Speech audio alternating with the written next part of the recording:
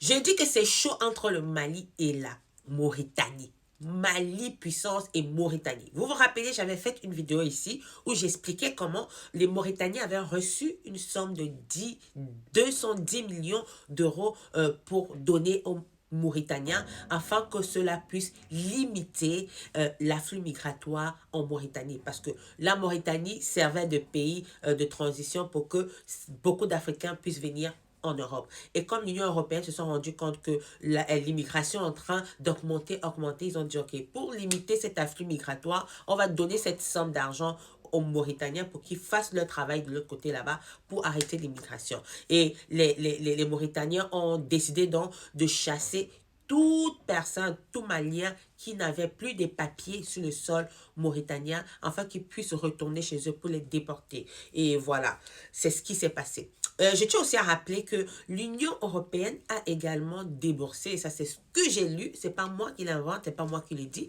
L'Union européenne a également donné une somme de 7,2 millions d'euros aux Mauritaniens pour venir en aide aux réfugiés maliens. Ça, c'était en 2024, parce qu'en 2024, ils se sont rendus compte qu'il y avait beaucoup de réfugiés qui venaient en Mauritanie, beaucoup de réfugiés maliens qui venaient en Mauritanie parce que, voilà, dans leur pays, ils ne se sentaient plus en sécurité. Ils sont donc venus là-bas en Mauritanie et l'Union européenne s'est rendue compte qu'il y a beaucoup de réfugiés.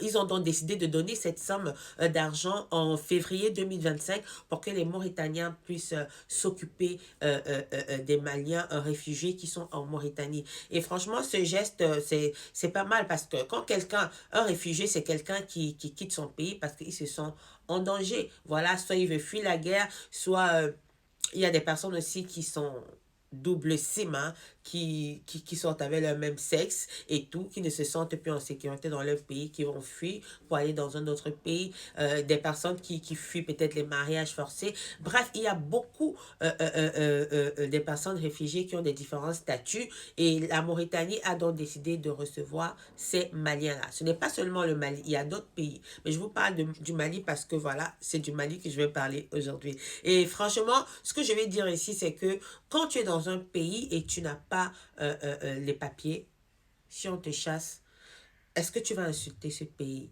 Si tu es en règle, voilà, on va dire que voilà, tu es en règle, tu as le droit de travailler, tu as le droit de faire, mais ce n'est pas évident, je comprends, d'accord? Tout le monde passe par là. Moi-même, je suis passé par là. Je suis en Europe, je ne suis pas venu avec les papiers, mais si on m'avait chassé, je devais avoir très mal, mais c'est dans leur droit, d'accord? Alors, les Maliens qui ont été chassés là, qui n'avaient pas leurs papiers, ont été chassés de manière un peu, c'était un peu très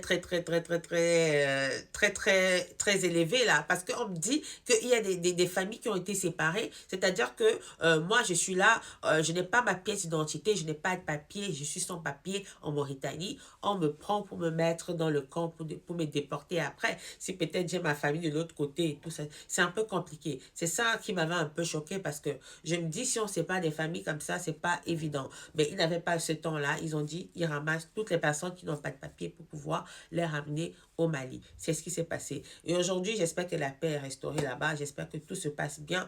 Et les Maliens ne prenaient pas mal. Voilà, c'est l'ordre ils ont reçu de l'Union européenne parce que l'Union européenne s'est rendu compte qu'il y a un afflux migratoire. Et comme l'Europe veut stopper l'immigration, voilà, ils se sentent obligés de donner une certaine somme d'argent à certains pays qui servent un peu de transition pour arriver en Europe parce qu'on a aussi l'Algérie et le Maroc également. Le Maroc, c'est un pays où beaucoup d'Africains vont se diriger pour pouvoir aller en Europe, en Espagne, en Algérie également. Il y a cette voie-là. Bon, il y a beaucoup de pays en Afrique qui servent de relais pour aller en Europe et l'Union européenne est capable de donner beaucoup de millions à ces pays-là pour qu'ils puissent stopper l'immigration.